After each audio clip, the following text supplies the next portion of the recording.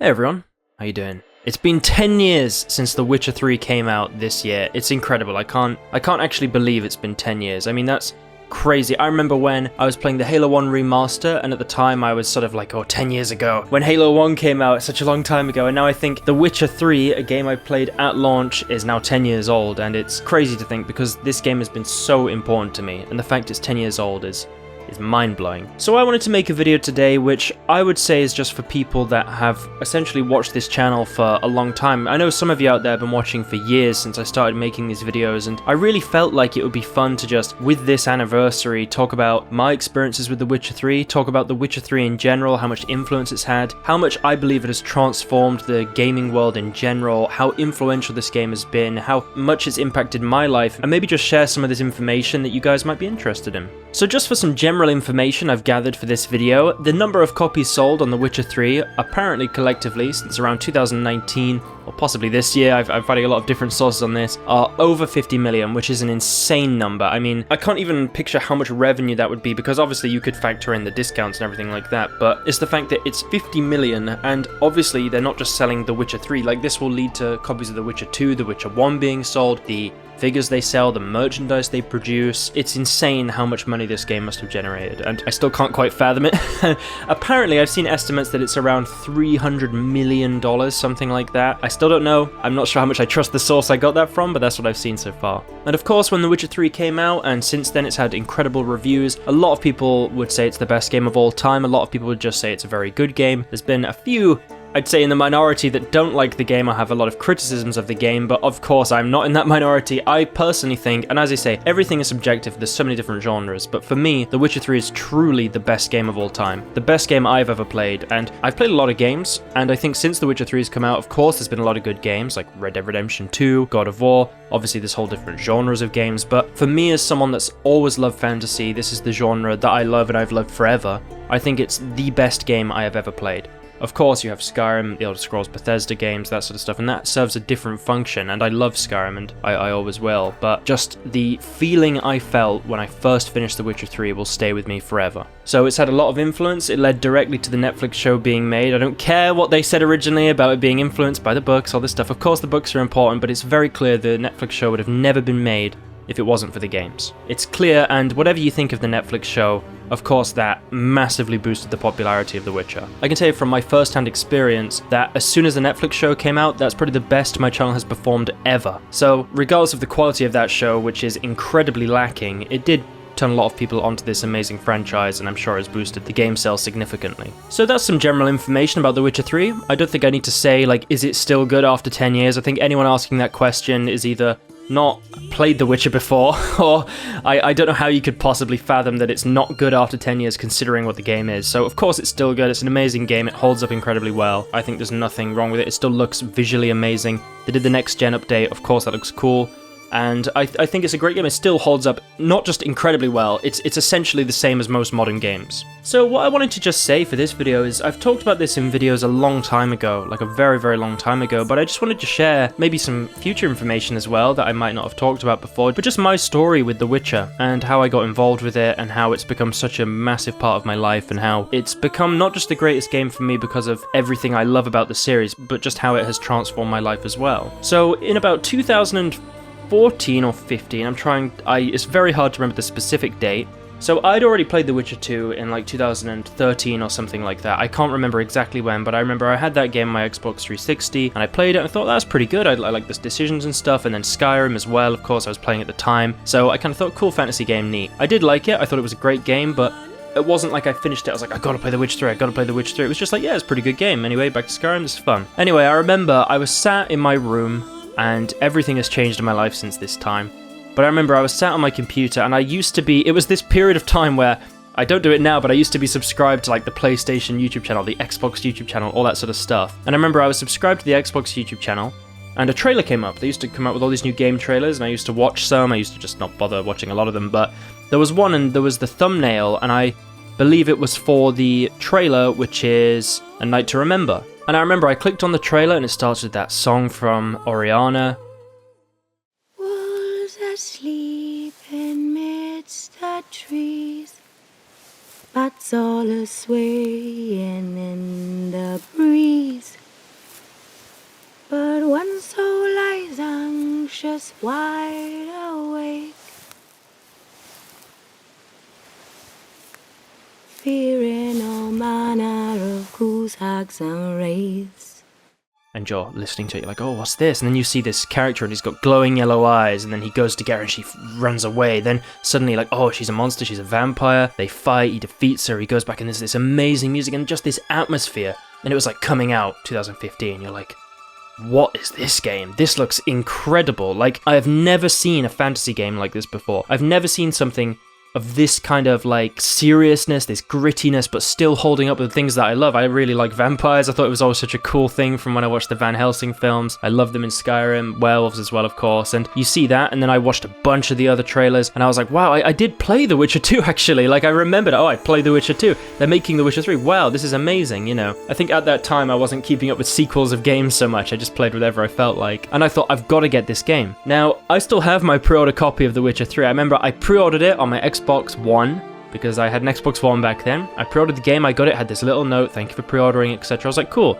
I put the game in and I started playing. And I remember playing it and I was in Kaer Morhen, it had the dream sequence. I thought, oh wow, this is pretty cool. And you're on the horse and you're like, wow, the graphics are amazing. The story, the dialogue, everything, it feels like I'm in a movie. This is so interesting. And I was playing through it, you know, you have everything with Gaunter, which at that time there was no expansion. So it was just this random guy. I remember, honestly, I swear on my life, I remember thinking the whole game, who was that guy? Who is that guy that, like, gave me the information then disappeared? That was such a weird thing to have in the game. Like, who is that guy? I remember thinking the whole time, like, well, not the whole time, but, you know, I remember when I went back to White Orchard at the end of the game, I remember thinking, I wonder if that guy will be there. Obviously, he wasn't there. But I always thought, because it was just such a weird thing, like, all the rest of the game, there was nothing like that. But anyway, remember, I did that, got through the game, did everything the Nilfgaardian Captain, Emir, all this other stuff, and the bit where this game really impacted me, and it really, I remember at the time, it was a long time ago, so I was still in the house with my brother, and he used to love Lord of the Rings as well, like me, and we still do, we still love Lord of the Rings, and I remember I was sat playing The Witcher 3, and it was this bit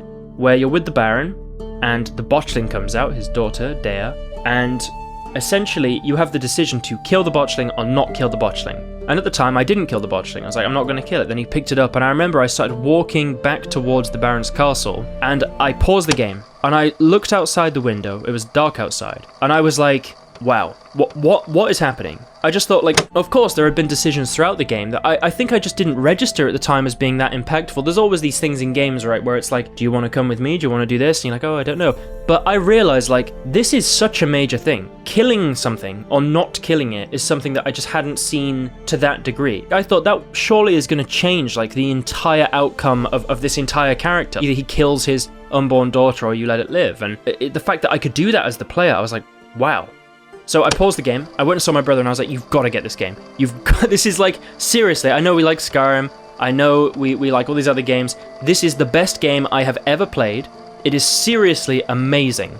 Seriously, it's one of the best games I've ever played. You've got to play it. He didn't play it for many years until I bought it for him, and now it's his favorite game as well. At least maybe it's changed now, but it was at the time. And I loved it, and I played all the game. I remember I got to Kaer Morhen, and at the end of that game, I felt so empty. I remember I was in Kaer Morhen. There was no expansions. It was just, there was no, all the characters were gone, and I was just sat there like, oh, you know, I can't believe it. And especially because I'd messed everything up with Yennefer and Triss. So, you know, I didn't have anyone as well. I mean, Ciri was fine, but Yennefer and Triss, that didn't go well. But I remember just finishing it and think, God, you know, there's nothing else. And then I remember you would turn on the game and it would say in the bottom corner, like, expansion coming soon, like Hearts of Stone, right? And then I got Hearts of Stone, played all that, thought, whoa, this is like this is even like better. Then Blood and Wine, where you're going to like essentially like kind of northern Italy, southern France. You're exploring these vineyards. Everything is just so unique and different. I just thought, this is an expansion. Of course, I played the Dragonborn DLC for Skyrim, and I thought that was great. You go to a new location, but it was like a game. It was like a bigger game than most of the games I've ever, you know, played. It was like, it was just in The Witcher 3. By the way, if anyone at CD Projekt Red happens to watch this, please make another DLC for The Witcher 3.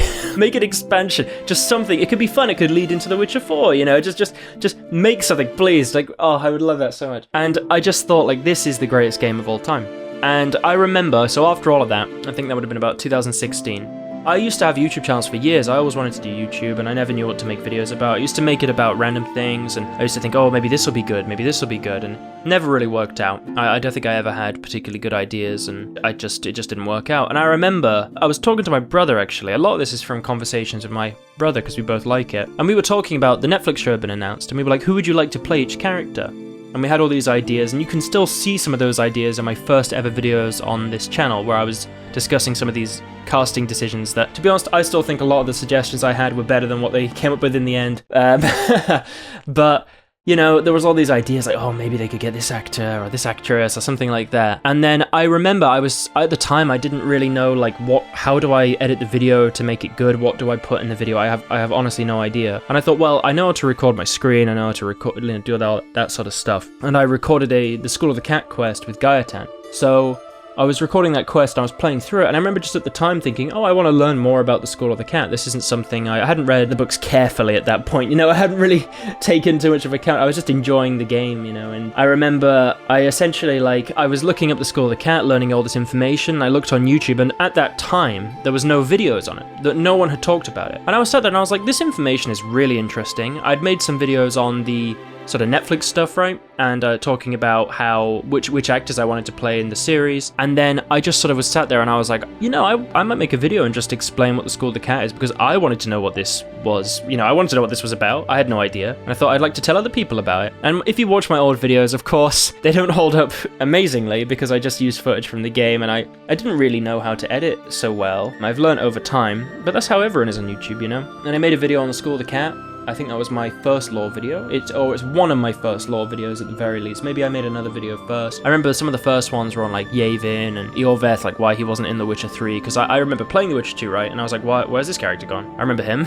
The other guy's there that I didn't choose, but yeah, Roach. But where's Eorveth gone? And I made some other videos about like the Unseen Elder, and then I did all the Witcher schools because I thought this is interesting, and then so on and so on. And that's how I never ever. You look at my channel name, it's the WitcherGeorge, right? You can imagine this probably has some copyright issues if I ever wanted to actually do something with it past YouTube. And the reason for that is simply because my goal with this channel was just to make videos about things I liked. I was playing The Witcher and I wanted to make stuff about Netflix. I made some stuff about Lord of the Rings, and then I happened to do stuff about the lore and it just stuck and I really enjoyed talking about it, so I just kept talking about it. It's just grown and grown and grown from there, and of course it's been such a big impact on my life.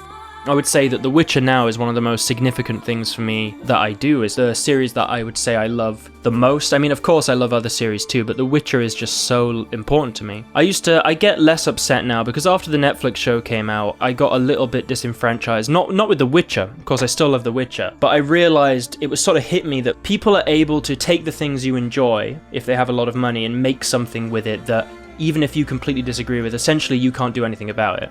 So I know that there can't be another Witcher show now for at least a long time, and this is what I have to deal with. And I remember, like, people always say it's just a show, it's just a game, it's just whatever, why do you care?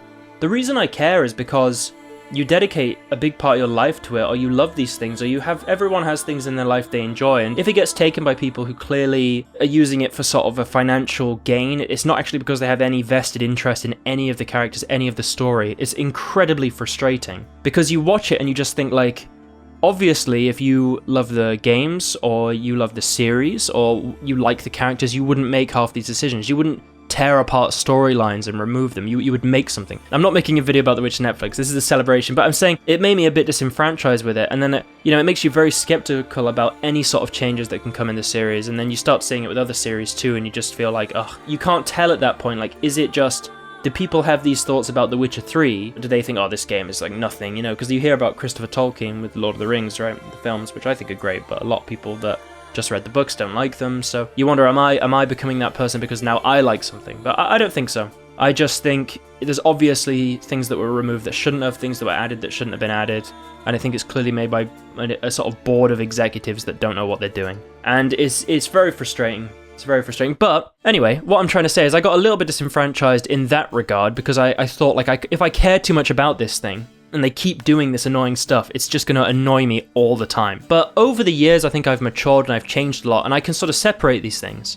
So I can obviously think, this is The Witcher 3, Witcher 1, Witcher 2, Witcher 3, these are the games I really enjoyed, this is the stuff that's in those games, and I can just enjoy that. And that's how I feel about The Witcher. I feel like I love these games, I love this series, I love talking about it, I love discussing it, I love reading stuff about it, I love getting the figures for it, I've got all these figures in my room, I have one of the Leshen statues, I've done a video explaining my collection, I've got all these swords, a lot of the Dark Horse statues, there's still a couple I need to get, which have come out more recently, which I'm planning to get soon. That's all there, and I've left it there for years, and every time I go in that room and I see all that stuff, it just makes me happy. I look at it, I think, wow, look at that. Like, it's just, look at that, that's The Witcher. It's an amazing series, and I still love playing the game. It's a great game. It's become so popular, I think, since The Witcher 3 released. I think it was obviously popular when The Witcher 3 came out, big game, but even since then, it's just grown and grown and grown and grown, especially with the show. Like, as I said, as bad as the show is, I think it definitely had positive impacts in some areas, right? And I don't want to be mean to people that like the show. Of course, if you like the show, you can like what you like. I'm saying for me.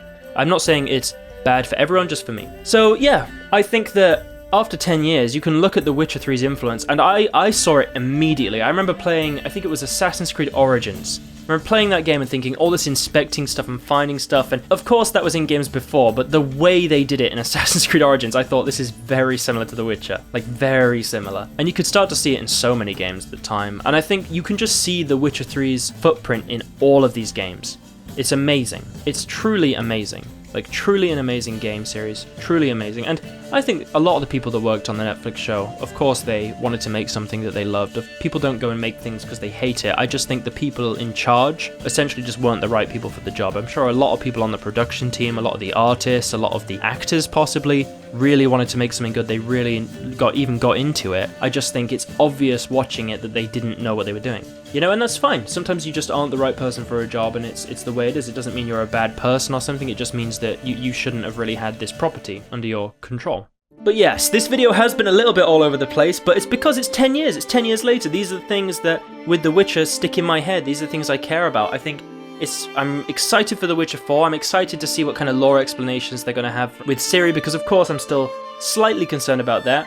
I've seen stuff recently, like, yeah, of course, it makes sense that she would be the protagonist in a sort of way, but I think that what people don't understand is, it's not the issue with having Ciri as a protagonist, it's the fact that, why is she a Witcher? Why would she feel the need to undergo the mutations and all that sort of stuff? There's all these lore questions, which is not like, this game is going to suck, this game is going to suck, it's more just kind of like, okay, if you guys can answer this in a satisfying way, that's great. You know, no problem. If you can explain why the Elder Blood's gone, if you can explain why she had to become a Witcher, and she's the protagonist and we play as her, cool, let's see how that goes. That's what I'm thinking about in regard to the future of the Witcher series. There'll be more videos on The Witcher coming out soon, guys. I have a lot of ideas. There's a video I was actually planning to make today, but it's been 10 years, so I thought I've got to make this video. I hope you guys have enjoyed it. It's been a little bit less formal compared to the normal ones, but I like making these kind of videos too. I want to know what you guys think. I want to know what you think after 10 years. I want to know what you think based on the Witcher Netflix stuff and just the game series and how it's grown and how you feel about the future of the franchise, and I'm excited to see all of it. I've still got a lot of love for this game. It's a massive hobby for me. I've got other things I do in life other than The Witcher. This is more of a kind of fun thing for me to do and talk about. Well, you know, it's a game I like. I love being part of this community. I love talking to you guys. I love seeing what you guys think of this game, and I love thinking about it. So thank you guys for watching. Really do appreciate it.